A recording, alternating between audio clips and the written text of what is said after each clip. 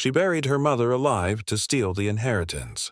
16 years later, she was on the other side of the table. Her triumph was only the beginning of her downfall. Subscribe and activate the bell. The morning sun barely touched the wrought iron gates of the Vance mansion in Greenwich, Connecticut, and Eleanor Vance's world was already balanced on the edge of a knife. She just didn't know it yet. At 40 years old, Eleanor had finally found solid ground after a decade of stumbling through darkness. The addiction to prescription pills that had nearly killed her, the reckless relationships that had left her broken, the financial disasters that had made her mother's friends whisper behind their champagne flutes at the country club gatherings. But 5 years of sobriety had earned her back what mattered most: Lillian Vance's trust. Her mother was a woman forged in iron and wrapped in silk. At 73, Lillian still ran Vance Industries with the precision of a master chess player, having transformed a modest real estate inheritance into a $200 million empire that stretched from Connecticut to Florida. And crucially, devastatingly, she had chosen Eleanor, not Bill, not Cassie, as her successor. That choice had lit a fire of resentment in hearts Eleanor was too naive to see burning. William "Bill" Vance had always been a man who smiled with his mouth, but never his eyes. At 75, he carried himself with the easy confidence of someone who'd never been denied anything he truly wanted, until Lillian chose Eleanor over him. He was handsome in that weathered country club way, with silver hair, always perfectly styled, and a wardrobe of custom suits that cost more than most people's cars. He played golf with senators, had drinks with real estate developers who shaped city skylines, and knew exactly which palms to grease to make problems disappear. But beneath the charm was something cold and calculating, something Eleanor had glimpsed only in fleeting moments. A flash of rage when Lillian signed over a property to Eleanor's name, a cruel twist of his mouth when Eleanor mentioned expanding the company's affordable housing division. Then there was Cassandra. Cassie, Eleanor's half-sister, born to Bill's second wife after Lillian's divorce, was 35 and beautiful in that brittle, desperate way of women who'd spent their whole lives competing for attention they never quite received. She had her father's ice-blue eyes and sharp cheekbones, but where Bill had learned to mask his nature, Cassie wore her resentment like a badge. She'd grown up in Eleanor's shadow, always the other daughter, always measuring herself against the legitimate heir and finding herself wanting. The crisis struck on a Wednesday evening in March. Eleanor was at a gallery, opening in Soho, when her phone buzzed with a call from the family's estate manager. Lillian had collapsed in her bedroom. By the time Eleanor raced to Greenwich Hospital, her mother was already in the ICU, tubes and wires connecting her to machines that beeped with mechanical indifference. The stroke had been massive, the doctors explained. The left side of Lillian's brain had been starved of oxygen for critical minutes. She was alive, but the damage was severe. She couldn't speak, couldn't move her right side, and her eyes, those sharp, knowing eyes that had always seen right through Eleanor's excuses and lies, were vacant and clouded. For 3 weeks, Eleanor practically lived at the hospital. She held her mother's hand, read to her from favorite books, played recordings of the opera music Lillian loved. The doctors spoke in careful tones about quality of life and long-term care facilities. But Eleanor refused to give up hope. Bill and Cassie visited too, though less frequently. Bill always seemed to arrive when the neurologists were making rounds, asking pointed questions about Lillian's cognitive function, her ability to make decisions, whether she'd ever be able to manage her own affairs again. Eleanor, lost in her grief, didn't notice the trap being laid. On a Friday afternoon, when Eleanor had gone home to shower for the first time in 48 hours, Bill made his move. He arrived at the hospital with his personal attorney, Marcus Rothstein, a man who specialized in estate law and had the moral flexibility of a contortionist. Together, they visited Lillian's room during one of her more lucid periods, or so they would later claim. The power of attorney was drawn up on hospital stationery, granting Bill complete control over all of Lillian's financial and medical decisions. By the time Eleanor returned that evening, the document was signed, witnessed, and filed.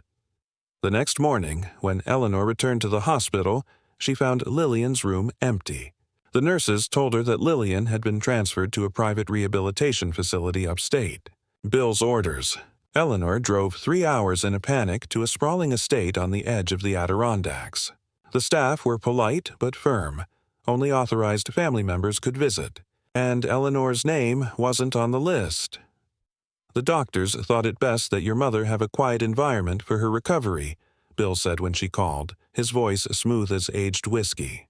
"You've been wonderful, really, but your constant presence was exhausting her. This is what's best for Lillian." Eleanor wanted to fight, to hire lawyers to break down doors, but she was exhausted, emotionally drained, and Bill had the law on his side. She told herself it was temporary, that once Lillian recovered enough to communicate, she'd set everything right. She had no idea the nightmare had only begun. The weeks that followed were a masterclass in psychological warfare, though Eleanor didn't recognize it as such until far too late. Bill began calling her every few days with updates on Lillian's condition, his voice always concerned, always paternal. The news was never good. Lillian wasn't responding to physical therapy. She'd had another small stroke. The doctors were concerned about her cognitive decline. What Bill didn't tell Eleanor was that Lillian was showing signs of improvement, that she'd begun to mouth words, to track movement with her eyes, to squeeze the hands of nurses who came too close to her IV line, that the private physician Bill had hired, Dr. Marcus Brennan, was administering a carefully calibrated cocktail of sedatives that kept her in a twilight state, aware enough to be fed and cleaned, but never conscious enough to communicate or resist. Cassie, meanwhile, began inserting herself into Eleanor's life with sudden, suffocating concern. She'd show up at Eleanor's apartment with takeout, suggesting they watch movies together, talking about how they needed to support each other through this difficult time.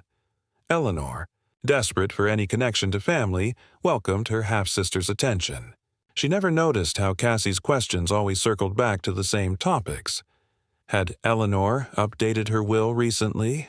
Did she have any life insurance? What were her passwords for the Vance Industries accounts she managed? The plan that Bill and Cassie had crafted was elegant in its cruelty. They needed Lillian out of the way permanently, but they also needed a scapegoat. Eleanor's history, the addiction, the reckless behavior, the years of disappointing her mother, made her the perfect candidate. All they needed was the right moment and the right crime. That moment came on a rainy night in early May, 3 months after Lillian's stroke. Eleanor received a call at 11 p.m. from an unlisted number. The voice on the other end was panicked, breathless, one of the nurses from the facility where Lillian was staying. "Miss Vance, you need to come right away. Your mother, something's wrong. They're saying she's gone into cardiac arrest, but I don't think that's what's happening.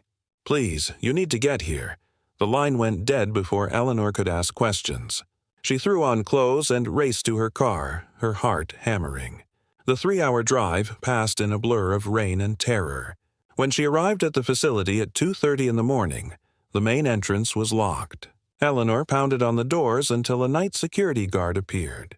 He looked confused, checked his clipboard. "I'm sorry, miss, but there's no emergency here. All the patients are asleep." But Eleanor couldn't wait.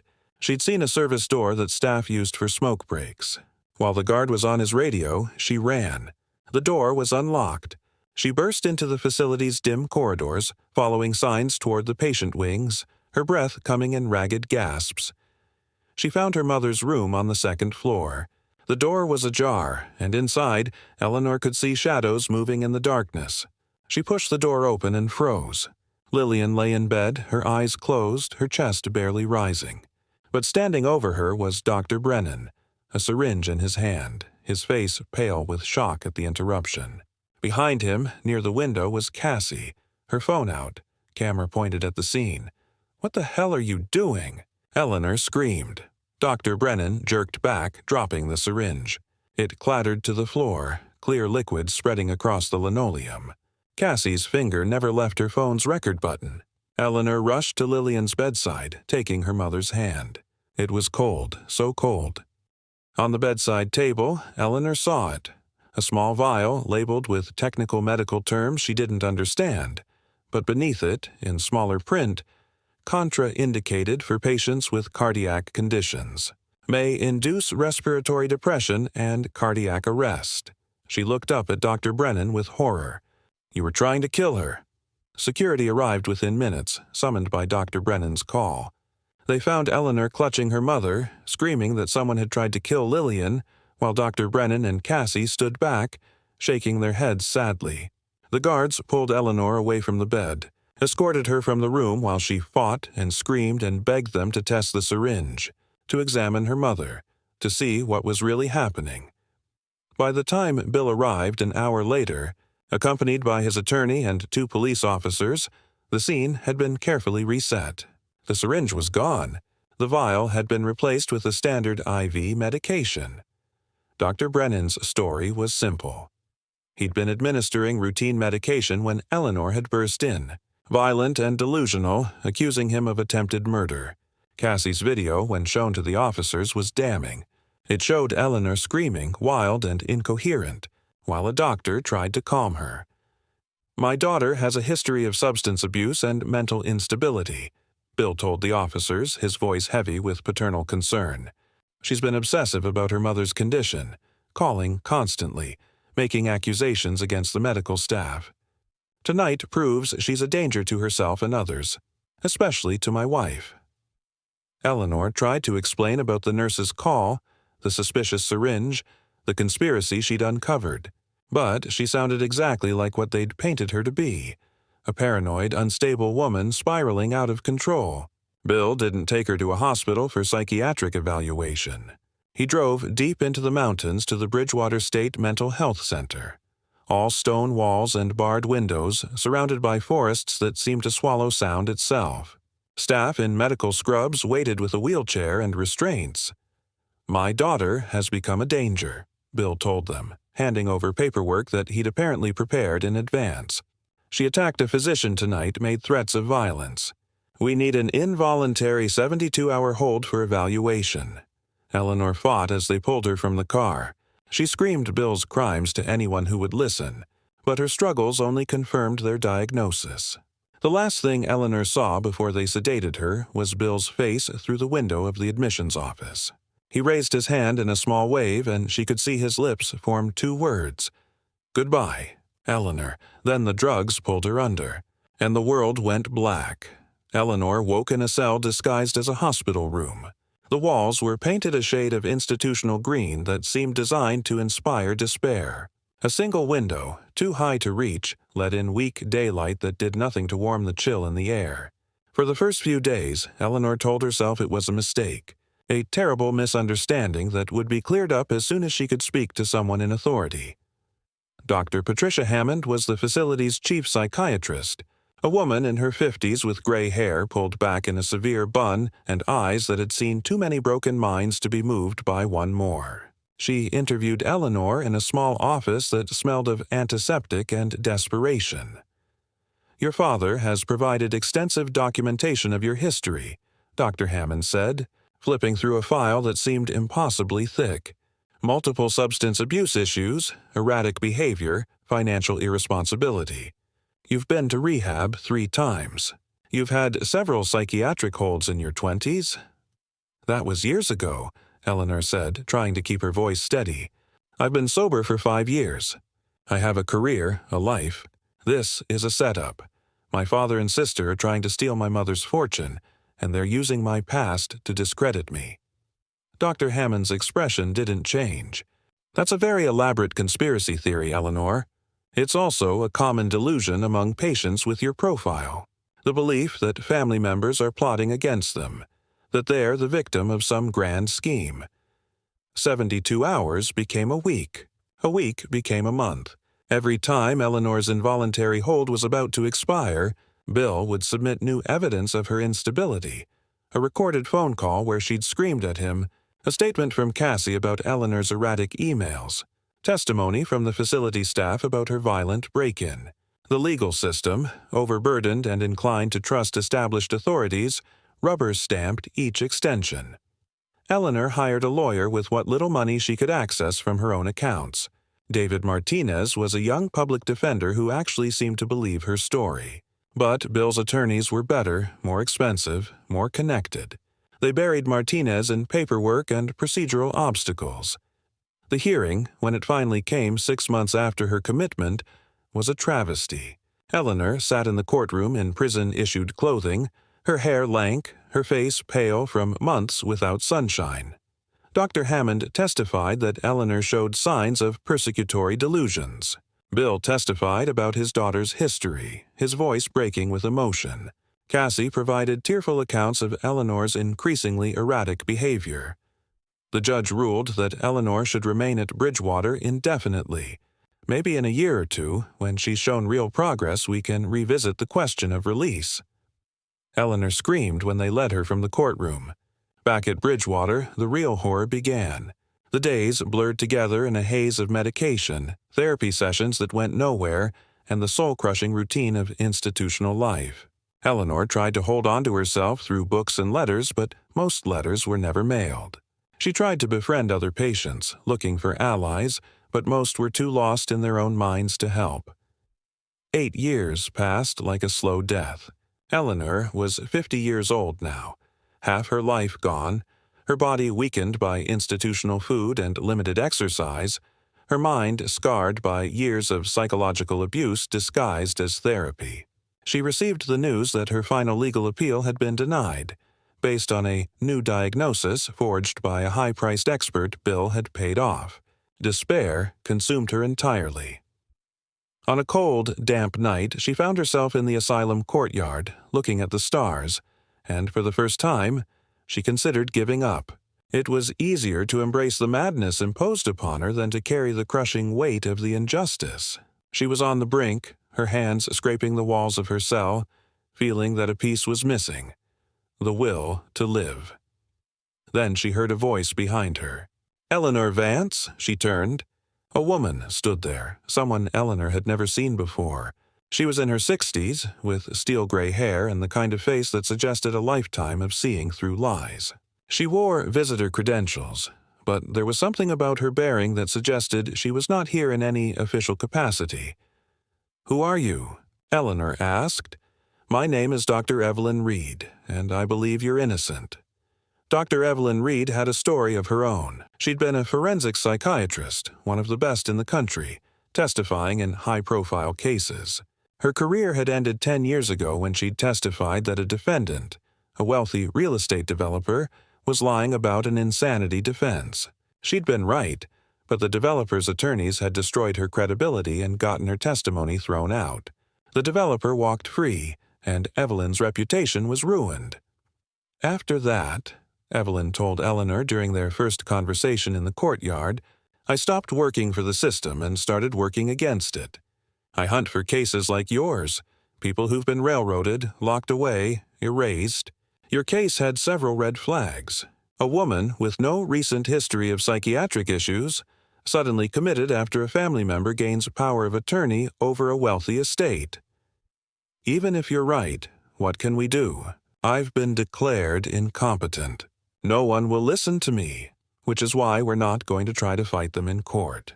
That's their territory, their game, with rules they've already rigged." Evelyn's voice was calm and determined. "If you want justice, if you want your life back, we need to disappear you first." "I'm already disappeared. I'm in a psychiatric prison." "Exactly. Which makes you perfect for what I have in mind." Evelyn glanced around the courtyard. "Here's the truth. You will never be released from this place through legal channels. Your father will make sure of that. Every hearing, every appeal will be blocked. So we don't escape the system. We make you dead. Dead. Officially, on paper. A suicide or a medical emergency. Something believable for a long-term patient with a history of depression. I have contacts in the medical examiner's office, people who owe me favors. We can make it look real enough that your father won't investigate too closely. Why would he? He wants you gone. Dead is better than locked up from his perspective. No risk you'll ever get out and talk." It was insane. It was impossible. It was also the only real chance Eleanor had heard in 8 years. "Why would you do this for me?" Evelyn's expression softened. "I know what it's like to be destroyed by people who have more power than conscience. And I know that if I don't help people like you, then what happened to me was meaningless.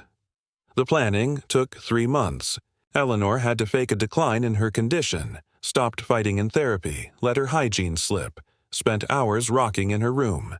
The staff noted the changes in her file but weren't surprised. They'd seen it 1,000 times before.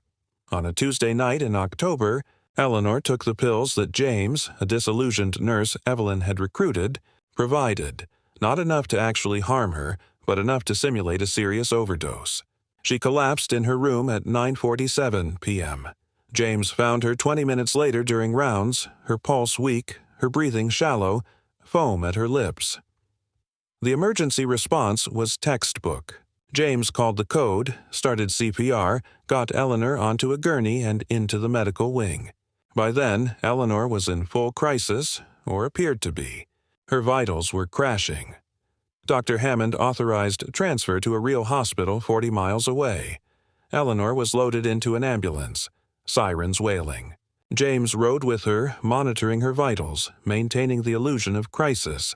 But halfway to the hospital, in a stretch of road that passed through state forest with no witnesses, the ambulance pulled over. The driver, another of Evelyn's contacts, opened the back doors. "We've got maybe 10 minutes before dispatch realizes something's wrong." James disconnected Eleanor from the monitors, helped her sit up. They stripped off the hospital gown, replaced it with street clothes that Evelyn had provided. Eleanor's medical bracelet was placed on a body bag that James had prepared. Weighted to feel like a corpse, sealed tight. "The death certificate will say you died in transit," James explained quickly. "Cardiac arrest secondary to drug overdose. Your body will be taken to the county morgue, where Evelyn's contact will ensure the autopsy is cursory and the cremation is immediate." Evelyn was waiting in a car parked on a service road. She embraced Eleanor as James helped her out of the ambulance. "You're free. You're finally free." But Eleanor didn't feel free. She felt like a ghost.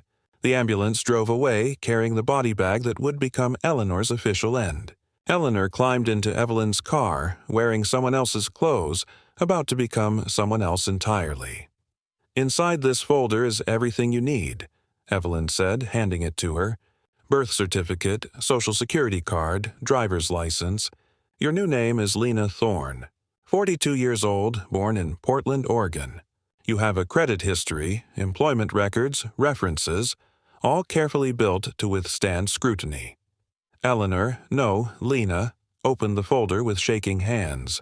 The driver's license photo showed a woman who looked vaguely like her, but different enough that no casual observer would make the connection.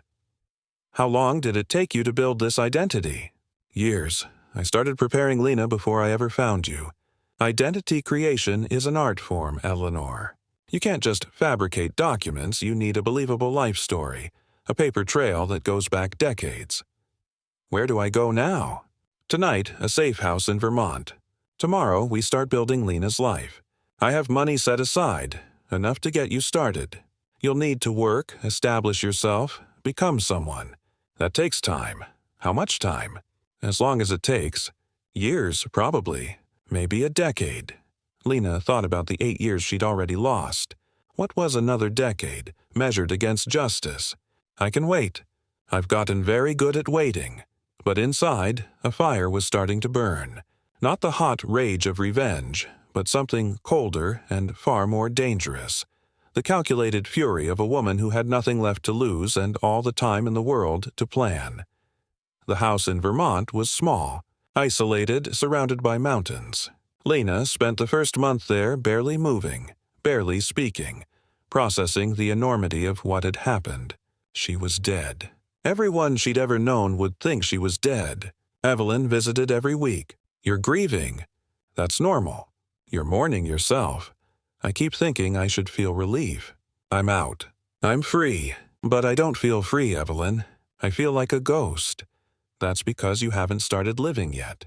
Lena Thorne needs to be more than just a disguise. She needs to be real. You need to become her." Evelyn sat beside her. "I have a proposal. I think you should study finance." "Finance? Why?" "Because that's where your father's power comes from. Money. Understanding how it moves, how it grows, how it can be weaponized. If you want to destroy Bill Vance, you need to speak his language. So Lena studied. She started with the basics: accounting principles, market theory, corporate structure. She read textbooks until her eyes ached, took online courses from universities. She learned about securities, derivatives, hostile takeovers, and the 1,000 legal ways that money could be moved, hidden, or stolen. 2 years after her escape, Lena moved to Los Angeles and got a job as an administrative assistant at a small investment firm run by Marcus Chen. It was humiliating work for someone who'd once been an heiress, but Lena needed to learn from the ground up. Marcus was skeptical when Lena first came in for the interview, a 44-year-old woman with vague credentials and no recent work history. But something about her intensity impressed him. Within 6 months, he realized he'd found something rare: an employee who actually wanted to understand the business. Lena stayed late, asked questions, volunteered for projects no one else wanted. "You're wasted as an assistant," Marcus told her after a year. "I'm promoting you to junior analyst." Lena worked harder than anyone in the office, developing a reputation for thoroughness that bordered on obsessive. She could spot a bad investment from a mile away, could read a corporate balance sheet like a novel. By her 4th year, Marcus had made her a full partner, given her equity in the company. She also changed physically. The gaunt woman from Bridgewater was gone. Lena worked out obsessively, rebuilt muscle, trained in martial arts. She got subtle cosmetic work done. Nothing dramatic, just enough to make her face less recognizable. She dyed her hair darker, learned to dress with severe elegance. When she looked in the mirror, she barely recognized herself, which was exactly the point. By her 6th year in Los Angeles, Evelyn visited with a question: "Are you ready for the next step?" Which is? Going back.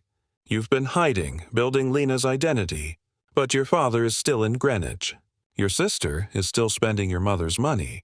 If you want justice, you need to return. I'm not ready. Bill has been doing this for 50 years. Then get better. Become so good that he can't ignore you.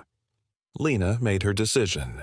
With Marcus's investment, she founded Thorne Strategic Consulting, focusing on corporate restructuring and strategic HR consulting. The firm specialized in something unique: helping companies restructure from the inside, analyzing everything from C-suite compensation to entry-level hiring practices. The business grew faster than Lena had dared hope. Within 4 years, she had clients across the West Coast. She was featured in business magazines, invited to speak at conferences, recognized as one of the rising stars in corporate consulting, and through it all, she tracked Vance Industries obsessively. She noticed something interesting: turnover. The company burned through executives at an alarming rate. That was her way in. In the 10th year after her death, when Lena was 60 years old and Eleanor Vance had been gone so long, she felt like a character from someone else's story. Lena relocated to New York. She opened a prestigious office in Midtown Manhattan and let it be known she was expanding, looking for high-profile clients, and then she waited for Vance Industries to come to her. The call came 6 months later. A VP from Vance Industries, smooth-voiced and slightly desperate, wanted to schedule a meeting. The company was experiencing organizational challenges: high turnover, low morale, difficulty attracting top talent. "Would Ms. Thorne be interested in consulting? I'd need full access to your organizational structure, compensation data, and HR practices, including C-suite," Lena said. "That could be arranged. And I'd need to meet with your CEO directly. I don't work with intermediaries." 3 days later, Lena walked into the Vance Industries headquarters in Greenwich for the first time in 18 years. The building was new. Bill had moved the company to a sprawling campus just outside town. Glass and steel, modern and cold. Bill's office was on the top floor. Lena was escorted through hallways decorated with photos of Bill receiving awards, shaking hands with governors and senators, his ego plastered on every wall. When Lena entered, she saw her father for the first time in 18 years. He'd aged, 85 now, silver hair thinner, face more lined. But he still had that bearing, that absolute confidence. He stood behind his massive desk and extended his hand. "Miss Thorne, I've heard impressive things about your firm." Lena shook his hand. His grip was still strong. She looked into his eyes, those ice-blue eyes she'd inherited, and saw no recognition whatsoever. Eleanor was dead. Bill's speech was the same self-congratulatory performance he delivered every year, dressed up in humanitarian language. He talked about legacy, about family, about the importance of building something that outlasted mortality. Lena felt her jaw clench with every word. When he finished and the applause began, Lena moved. She'd planned this carefully, had paid the AV technician a substantial sum to give her access to the system at exactly this moment. As Bill stepped away from the microphone, Lena stepped up to it. "Excuse me," she said, her voice amplified through the room. "I have something I'd like to share." Bill turned, confused. The crowd quieted, uncertain what was happening. Cassie's face went pale. "My name is Lena Thorne," she continued, "and for the past year, I've been conducting a comprehensive investigation into Vance Industries. Not just as a consultant, but as someone with a personal interest in uncovering the truth about this family." Bill started toward the stage, but security, hired by Lena through a private firm, not Vance's usual people, intercepted him politely. "Please, Mr. Vance, let her finish." "What I discovered," Lena said, "was a pattern of financial fraud spanning 2 decades. Mr. Vance has been systematically embezzling from his own company, hiding assets in offshore accounts and using corporate funds for personal investments. I have documentation of every transaction, every shell company, every illegal transfer." The crowd was riveted now. Bill was shouting, but his voice was lost in the murmur of shocked guests. Lena signaled to the AV booth, and a screen behind her lit up with financial documents, transaction records, bank statements, all annotated and highlighted to show the trail of stolen money. "But the financial crimes," Lena continued, her voice steady and clear, "are nothing compared to what he did to his family. 18 years ago, William Vance's wife, Lillian Vance, suffered a severe stroke. While she was sedated and unable to communicate, Mr. Vance obtained a fraudulent power of attorney that gave him control over her medical care and finances. He then moved her to a private facility where she has been held for 18 years in a persistent vegetative state. Not because she can't recover, but because keeping her alive allows him to control her estate." More images appeared on the screen. Medical records, facility documents, photos of Lillian in her hospital bed. Gasps rippled through the crowd. When his daughter Eleanor tried to investigate, tried to expose what he was doing, he had her committed to a psychiatric facility under false pretenses. He fabricated evidence of mental illness, paid doctors to testify that she was dangerous, and ensured she would never be released. Eleanor Vance spent 8 years in that facility before she died, or so he thought. The room had gone completely silent. Every eye was on Lena. Bill had stopped struggling, was staring at her with dawning horror. "My name is Lena Thorne," she said again. "But 18 years ago, my name was Eleanor Vance. I'm the daughter who was supposed to disappear. The woman who was supposed to die forgotten and alone. But I didn't die. I survived. I escaped. I rebuilt my life from nothing, and I spent 18 years preparing for this moment." She looked directly at Bill, saw him frozen in place, his face ashen. "I came back to take everything you stole from me. My freedom, my identity, my mother, and your empire that you built on lies and theft and cruelty." Cassie broke first. She pushed through the crowd, running for the exit, but found her path blocked by police officers who'd been waiting outside. They'd coordinated with Lena, had reviewed the evidence she'd provided, and had warrants ready. "William Vance," one of the officers said, approaching the stage, "you're under arrest for fraud, embezzlement, kidnapping, and false imprisonment." Bill didn't resist as they handcuffed him. He was staring at Lena, at Eleanor, with an expression she'd never seen on his face before. Not anger, not even fear, but something like awe or disbelief that his daughter had become something he'd never imagined she could be. "How?" he whispered. "You taught me. Eleanor said. "Every cruelty, every manipulation, every lie. You showed me exactly what kind of monster I needed to become to beat you. So I did. And now you've lost everything." As they led Bill away, the crowd erupted in chaos. Guests were shouting questions, journalists were filming on their phones, and Eleanor stood in the center of it all, feeling nothing like victory and everything like exhaustion. She'd done it. After 18 years, she'd destroyed her father, exposed his crimes, and begun the process of freeing her mother. But the cost, the years lost, the woman she'd had to become, the innocence she could never reclaim, sat heavy in her chest like a stone. Marcus Rothstein, Jr. appeared at her elbow. "The police are asking for you. They need your statement." "I know." Eleanor took a breath. "Marcus, I need you to do something for me. Name it. Go to Idaho. Go to Serenity Ridge. Make sure my mother is transferred to a legitimate hospital with real doctors who will actually try to help her. Don't let anyone connected to my father anywhere near her. I'll leave tonight," Marcus promised. The months following the gala were a blur of depositions, court hearings, and media coverage. The story of Eleanor Vance, the heiress who'd faked her death, rebuilt her life, and brought down her corrupt father, was sensational enough to dominate news cycles for weeks. Reporters camped outside her apartment. True crime podcasts dissected every detail of her story.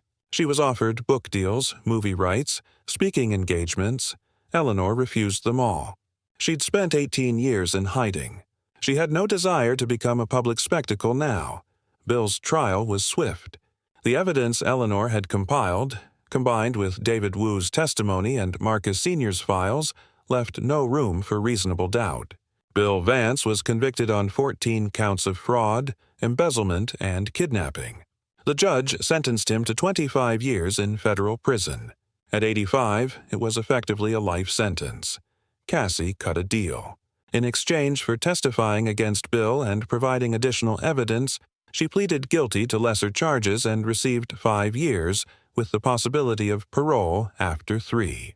Eleanor attended her sister's sentencing, sat in the courtroom gallery, and tried to feel something other than emptiness. When Cassie was led past her in shackles, she stopped. "I'm sorry," she whispered. "For what it's worth, I'm sorry." Eleanor wanted to say something cruel, something that would make Cassie feel even a fraction of the pain she'd caused. But looking at her half-sister, this broken, pathetic woman who'd spent her life chasing validation that would never come, Eleanor just felt tired. "I hope you find something in prison that you never found outside it," Eleanor said. "Peace, maybe, or at least the ability to sleep at night." Cassie was led away crying. The person Eleanor cared about most couldn't stand trial, couldn't even understand that she'd been freed. When Marcus got Lillian transferred from Serenity Ridge to Yale New Haven Hospital, the doctors were blunt about her prognosis. 18 years is a long time, Dr. Sarah Kim explained, reviewing Lillian's brain scans. The initial stroke damage was severe, and being kept in a medically induced state for so long has caused additional deterioration. Your mother has minimal brain activity. She can breathe on her own, her heart functions, but there's no evidence of consciousness, cognition, or awareness. So she's just gone, Eleanor asked, functionally, yes. "I'm sorry, Miss Vance. If she'd received proper treatment 18 years ago, things might be different. But now," Dr. Kim shook her head, "we can keep her comfortable, but there's no expectation of recovery." Eleanor visited her mother every day for 2 weeks, sitting beside the hospital bed, holding Lillian's papery hand, talking to her about everything that had happened. She didn't know if her mother could hear, if anything was getting through, but she needed to say it all anyway. "I became someone you wouldn't recognize," Eleanor said during one visit. "Cold, calculating, willing to manipulate and deceive to get what I wanted. I told myself it was necessary, that I had to become like him to beat him. But, Mom, I don't know how to be Eleanor Vance anymore. I don't know who that woman is supposed to be without the anger driving her forward." Lillian's eyes were closed, her breathing steady and mechanical. No response. No sign that she heard or understood. "I need you to tell me what to do," Eleanor whispered. I need you to tell me if this was worth it. If destroying him was worth what I lost. Because right now, I don't know." The machines beeped their indifferent rhythm. Lillian's chest rose and fell. Nothing changed. Dr. Evelyn Reed came to visit her at the hospital. Eleanor hadn't seen Evelyn since the gala. "You look terrible," Evelyn said bluntly, sitting down beside Eleanor in the family waiting room. "Thanks. I mean it. You haven't been sleeping. You're barely eating. You're obsessing over your mother's condition when there's nothing you can do to change it." Evelyn studied her carefully. "You won, Eleanor. You got justice. And Lena Thorne was a stranger. Thank you for meeting with me, Mr. Vance. I understand you're having organizational challenges." Bill gestured for her to sit. "We're experiencing higher turnover than I'd like among senior management. I'm told you specialize in diagnosing these kinds of cultural issues." "I do. But before we discuss solutions, I need to understand the scope. How many executives have you lost in the past 3 years?" 7 VPs, 3 directors, and a CFO. Lena raised an eyebrow. "That's not turnover. That's hemorrhaging. What's your theory about why they're leaving?" Bill's jaw tightened slightly. "They lack commitment, vision. They come here expecting to be coddled." "I see." Lena made notes. "Here's what I suspect. You have a family business that you run as a personal fiefdom. Talented people join because Vance Industries is prestigious. Then they discover that no decision gets made without your approval, that innovation is discouraged, and that loyalty to you personally matters more than competence. They leave because they're professionals, not courtiers." The silence that followed was arctic. Then, unexpectedly, Bill laughed. "Christ, you're exactly as advertised. Brutally direct. Would you prefer I sugarcoat it? No, I'm hiring you. Full access to everything you need. Interview whoever you want. Review whatever files you need. Give me your honest assessment, even if I don't like it." As Lena walked out of his office, she felt her heart hammering. She'd done it. After 18 years, she was inside, and he had no idea who she was. Over the next 6 months, Lena embedded herself in Vance Industries. She conducted hundreds of interviews, reviewed financial records, observed interactions. What she found was worse than expected. Bill ran the company like a medieval kingdom. Every major decision flowed through him. Cassie, despite her impressive title, was essentially a figurehead with no real power.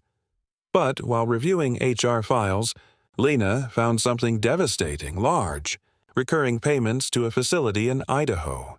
Someone at Vance Industries was receiving long-term care that cost over $50,000 a month. Lena dug deeper. She found travel records. Bill or Cassie made trips to Idaho quarterly. She found pharmacy records showing medications typically used for patients in persistent vegetative states. Her mother was alive. After 18 years, Lillian Vance was still alive, still imprisoned, still kept in medical limbo while her fortune paid for her own captivity. Lena had to lock herself in her office for 20 minutes to control her rage. But she couldn't act on emotion. She needed proof that would destroy Bill completely. The breakthrough came through Cassie. Lena had observed that Cassie was drinking more at company functions, that her marriage was failing. Lena arranged a private meeting at a restaurant in Manhattan. Over wine, Lena planted seeds. "I've interviewed 53 people in your organization. Not one of them thinks you have any real authority. They all know that your father makes every meaningful decision, and you're just decorative." Cassie flinched. "That's not, I'm president of operations, in title only. You're trapped in a role that gives you status but no power, money but no respect. That must be exhausting." For a moment, Lena thought Cassie would storm out. But instead, she laughed. A bitter, broken sound. "You have no idea what it's like to spend your entire life in someone's shadow. First my half-sister, the precious heir, then my father. What happened to Eleanor?" Lena asked carefully. Cassie's expression shuddered. "She died. Years ago. Suicide. In a psychiatric facility. That must have been difficult for you. It was necessary." The words slipped out before Cassie could stop them. She looked up, realized what she'd said, and paled. "I mean, it was tragic. A tragedy? Necessary how? Lena leaned forward, voice soft. Cassie, I'm not here to judge. Whatever you tell me stays between us. And that's when Cassie, drunk and lonely, began to talk. She didn't confess everything, but she said enough. She talked about how Eleanor had to be dealt with, how Bill did what was necessary to protect the family. Lena recorded every word. She also cultivated David Wu, the CFO. Lena had discovered that Wu had been helping Bill move money through shell companies and offshore accounts. She invited Wu to lunch and laid out what she'd found. These transactions here, she said, pointing to printouts. Corporate funds being transferred to companies that don't exist. You're essentially laundering money through Bill's personal accounts. Wu's chopsticks froze. Those are legitimate business expenses. They're not. And you know they're not. This is evidence of financial fraud. Multiple counts. Enough to send you to prison for a decade.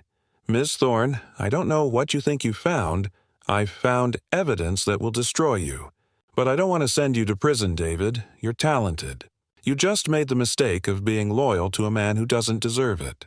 I want to help you. Wu set down his chopsticks. What do you want? Copies of everything. Every transaction, every shell company, every offshore account. Complete financial records going back 20 years. And testimony. When the time comes, he'll destroy me. He's going to destroy himself. You can go down with him, or you can be the one who helped bring him to justice. 2 days later, Wu delivered a hard drive containing 20 years of financial records. Finally, Lena recruited Marcus Rothstein Jr., the son of Bill's longtime attorney. His father, now with dementia, had started talking about things he regretted, helping Bill put Eleanor away, obtaining a fraudulent power of attorney. Does your father still have his old files? Lena asked. Marcus studied her. Why do I get the feeling you're not really here to consult on corporate restructuring? Because I'm not. I'm here for justice. Lena made a decision to trust him. Eleanor Vance didn't die in a psychiatric facility. She escaped. She disappeared, rebuilt her life, and spent 18 years preparing to come back and destroy the people who stole everything from her. Marcus stared at her. You're Eleanor Vance. I was. Now I'm Lena Thorne, and I need your help to finish this. 3 days later, Marcus delivered 6 boxes of his father's old files. Lena spent a week going through them, reconstructing the conspiracy that had destroyed her life. It was all there. Notes from meetings with Bill discussing how to handle Eleanor. Drafts of the power of attorney with annotations about timing. Must be signed while patient is sedated. Before daughter returns. Communications with Dr. Brennan about keeping Lillian stable but unconscious long-term. Even a memo discussing the facility where Eleanor would be sent, noting that it had excellent security and minimal oversight. The most damning document was a letter from Marcus Sr. to Bill, dated a year after Eleanor's commitment. I understand your concern about the daughter's appeals, but the psychiatric hold is solid. As long as we maintain that she's delusional and dangerous, no judge will release her. The girl is gone, Bill. She's never coming back. Lena sat in her apartment, surrounded by the evidence of her own destruction, and felt a cold satisfaction settle over her. She had everything she needed. Now she just needed the perfect stage to reveal it. The annual Vance Industries Charity Gala was the social event of the season in Greenwich. Bill had hosted it for 25 years, using it to cement relationships with politicians, business leaders, and cultural influencers. This year, Lena made sure she was invited as an honored guest, the consultant, who'd helped save the company through her restructuring. Recommendations. The gala was held at the Vance mansion, the same mansion where Eleanor had grown up, where she'd last seen her mother conscious and whole. Lena drove through the iron gates she'd once known so well, her heart hammering but her face calm. She wore a midnight blue gown that had cost $10,000, her silver hair styled in an elegant updo, diamonds at her throat and wrists. She looked like power personified. The mansion had been renovated since Eleanor's time, modernized and expanded, but the bones were the same. Lena moved through rooms filled with memories. past the conservatory where she'd once tended orchids with her mother, past the library where she'd hidden as a child. Every corner held ghosts. Bill held court in the main ballroom, surrounded by admirers. Cassie stood beside him in a red gown that probably cost more than most people earned in a year, her smile bright and empty.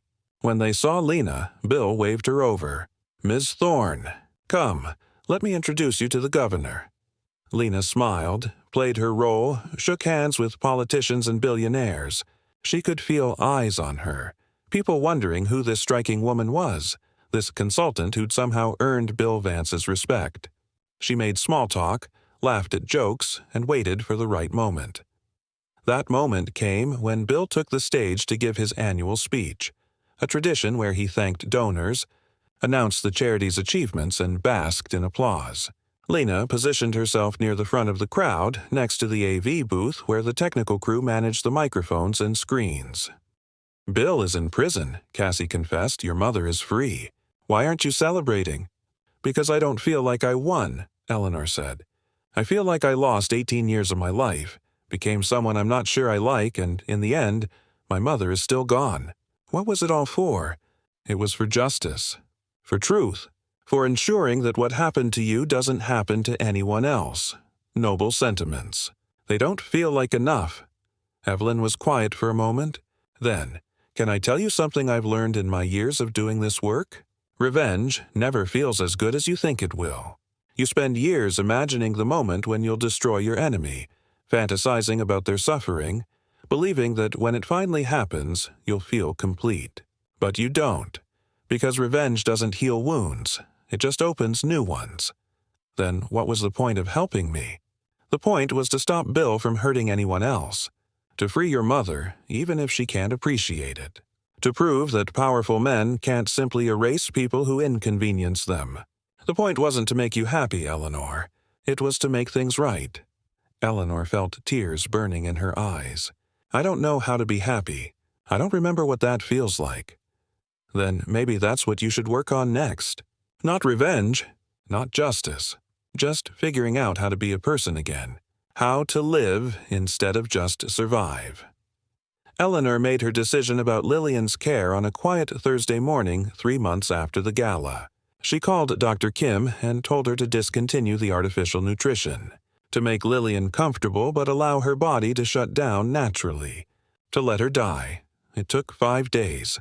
Eleanor stayed with her mother the whole time, holding her hand, reading to her from the books Lillian had loved, talking about memories from before everything shattered. On the 5th day, just after dawn, Lillian's breathing simply stopped.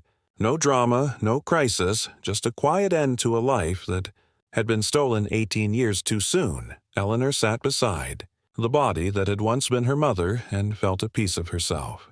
Finally break free of the anger that had sustained her for so long. The funeral was small. Just Eleanor, Dr. Evelyn, Marcus Rothstein Jr., David Wu, and a few of Lillian's old friends who'd never believed the lies about Eleanor.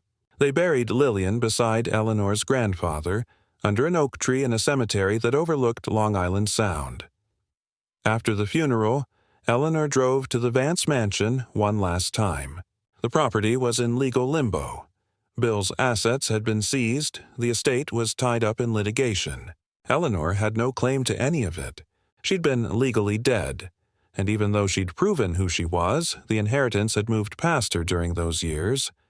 She didn't care. She stood in the conservatory where she'd once tended orchids with her mother, looking at the empty space, and realized she felt no attachment to this place.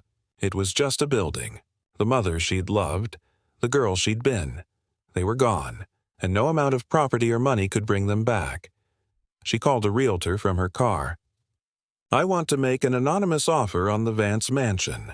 Whatever it takes to acquire it once the estate settles.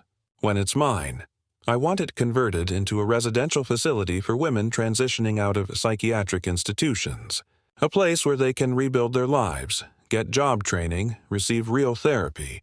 I want it to be everything Bridgewater wasn't." Over the next year, Eleanor slowly dismantled Lena Thorne's life and rebuilt Eleanor Vance's. She kept Thorne's strategic consulting but changed its focus, Instead of corporate restructuring, she specialized in investigating workplace fraud and abuse. She took cases for whistleblowers, for employees who'd been wronged by powerful bosses, for anyone who needed someone with her particular skills to fight institutional injustice. She also started therapy. Real therapy, with a psychiatrist who specialized in trauma and identity reconstruction. It was hard, painful work. Some sessions left her crying for hours afterward.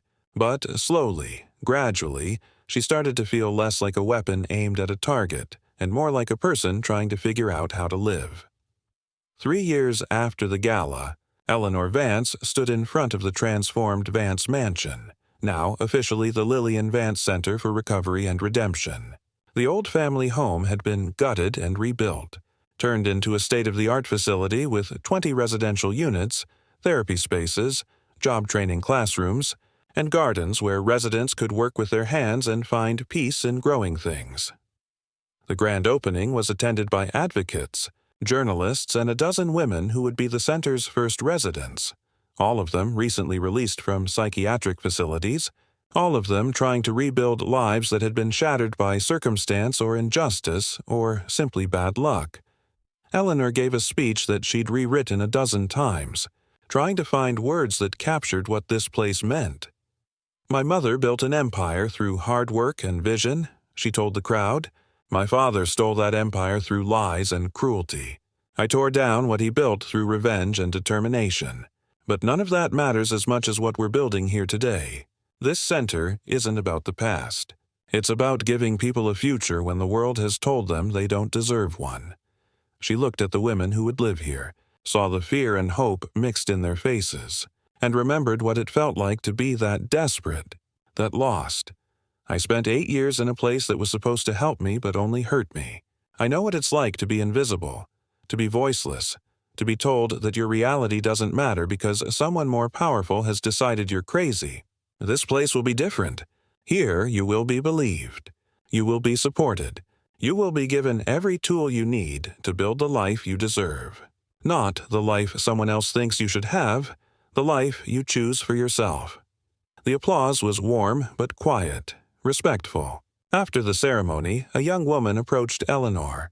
She was maybe 30, thin and wary, with scars on her wrists that told their own story. "Miss Vance, I'm Rebecca. I'm going to be staying here. I just wanted to say, I read about what happened to you, what your father did, how you survived. I was locked up too. Different place, different reasons, but the same feeling of being erased. When I heard about this center, it was the first time in years I thought maybe I could have a real life again." Eleanor felt her throat tighten. This was why she'd done it. Not the revenge, not the satisfaction of seeing Bill in prison, but this, the chance to give someone else what had been taken from her. "You can," Eleanor said.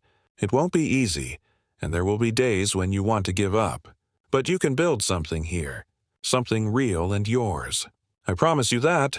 Rebecca nodded, tears in her eyes, and walked back to the center. Eleanor watched her go, thinking about the girl she'd been at 40, the woman she'd become at 50, and the person she was still learning to be at 63. 5 years after the gala, Eleanor received a letter she hadn't expected. It was from Bill, written from federal prison. The handwriting was shaky, the words surprisingly few.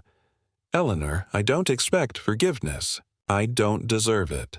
But I wanted you to know that I think about what I did every day. The doctors here say I have cancer. 6 months, maybe less.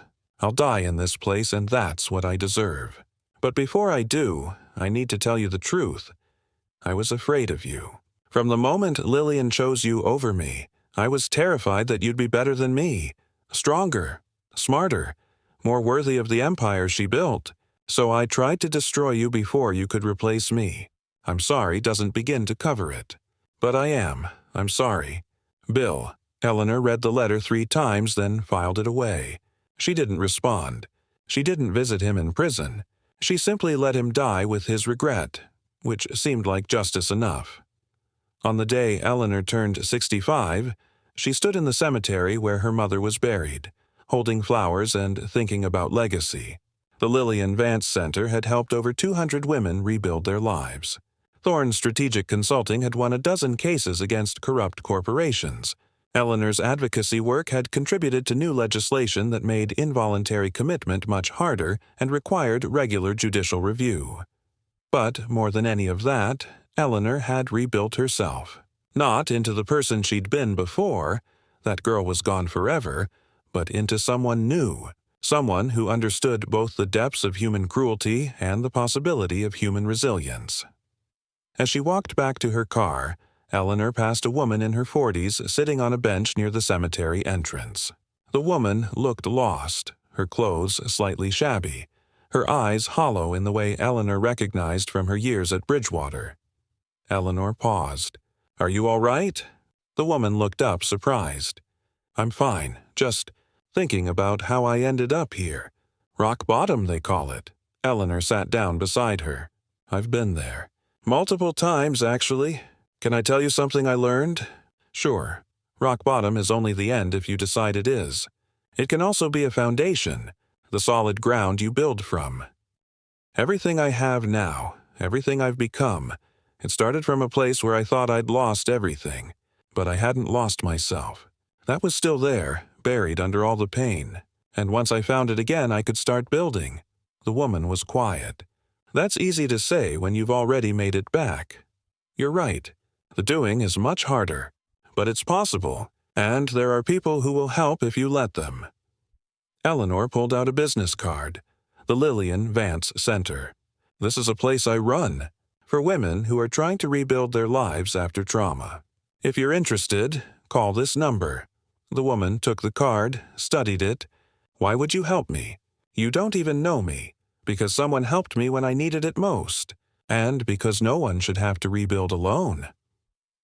As Eleanor drove home, she thought about James Chen, the former public defender she'd been dating for 2 years now. They'd moved in together 6 months ago, and he'd asked her recently if she was happy.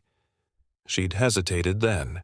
But thinking about it now, watching the sunset over Connecticut, Eleanor realized that she was. Not the uncomplicated happiness of innocence that was gone forever, but something deeper and more hard-won. The satisfaction of surviving what should have destroyed her. The pride of building something meaningful from ruins. The quiet joy of a life lived with purpose instead of pain. Eleanor Vance had died in a psychiatric prison 21 years ago. Lena Thorne had been born from that death, hard and cold and focused on revenge. And from Lena's calculated fury had emerged this person Eleanor was now. Someone who understood darkness but chose light, who had earned power but used it to lift others, who had survived hell and decided to build heaven for those who came after. That was the real legacy, not the inheritance her mother had intended to leave, not the empire her father had stolen, but the woman Eleanor had forged herself into through years of suffering and determination, and finally, slowly, healing.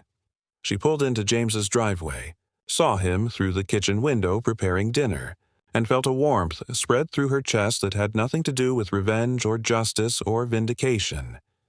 It was home. It was peace.